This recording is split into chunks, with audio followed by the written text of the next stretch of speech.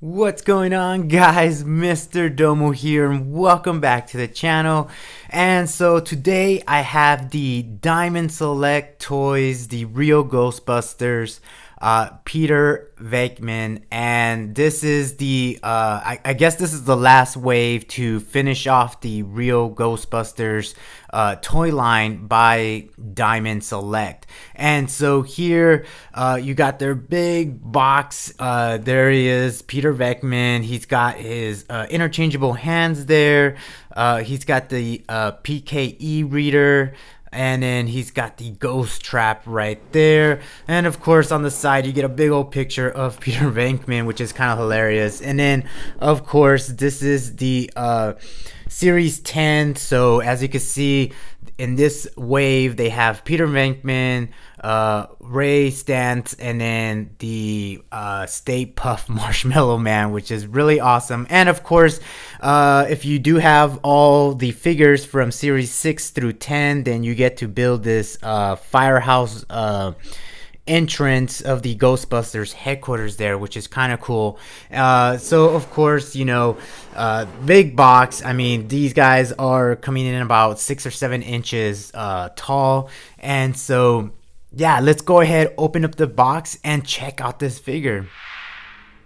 All right, guys, so there he is out of the box, Peter Venkman. And so I gotta say, I did a review on the other two guys, Egon and Winston, and I've noticed I ran into a lot of issues with these guys. So one of them is due to their footing here. Like, see how their boot, you know, they got that curvature and then they got a heel. And, you know, with the movement, you only got to pivot kind of up and down, but there's no rotation side to side with these guys. They just kind of have like this crazy little tilt there. And so I ran into some issues like trying to just get this guy to like stand up on their own. So that is one problem that I've had. Another problem that I had with these guys is that there's a lot of soft plastic, so you have to be careful when you're kind of messing around with this figure. And one of the big problems is the Proton stream here. Now, this is obviously Peter Venkman's. They all have their own unique color, and his is more of a solid green stream, and then he's got that blue going around it with like kind of like a lightning effect, which is really cool.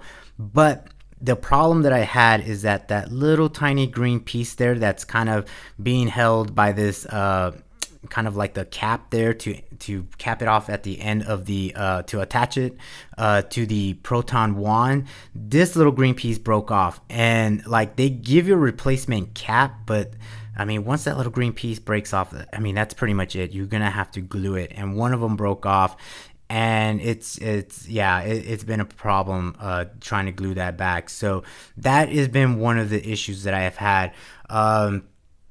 But I mean, overall, it's not a bad figure. I don't know if they rushed it, you know, just try to get it out there. But there is some, you know, problems that I've had with this guy so far. So the other thing that comes with this guy, obviously, is he does have his little ghost trap, excuse me.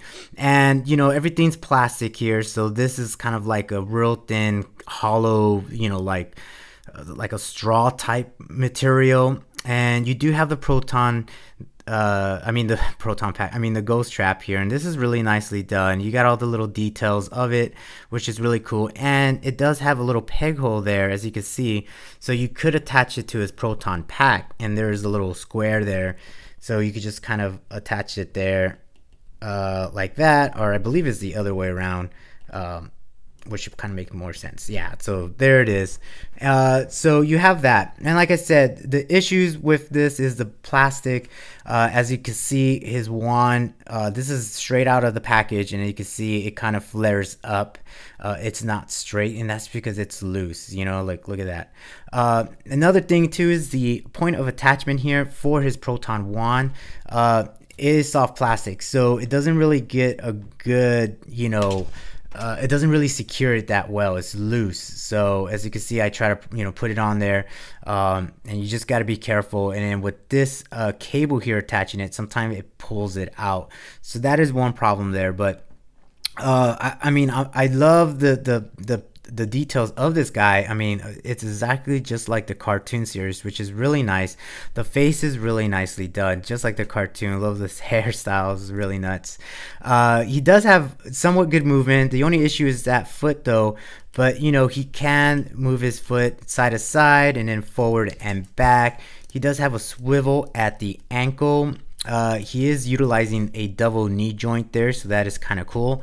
At the waist, he could move side to side, but he doesn't really have an arch to his back, or he could arch forward. So there's that. He does have like a ball joint at the shoulder, which is nice. He does have a rotation here at the elbow, and then at the wrist there is a rotation, and then there's like a back and forth pivot there. For the head, he can move side to side, no problem. He could look down a little bit, but not so much up. I mean, that's the furthest there you can move it. So that's pretty much it for the movement there. And like I said, the only issue is just like trying to get this guy to stand up on his own, just because of the way they did the boots and the movement there. So I'm trying to get this guy. Let me see if I could get him. There he is.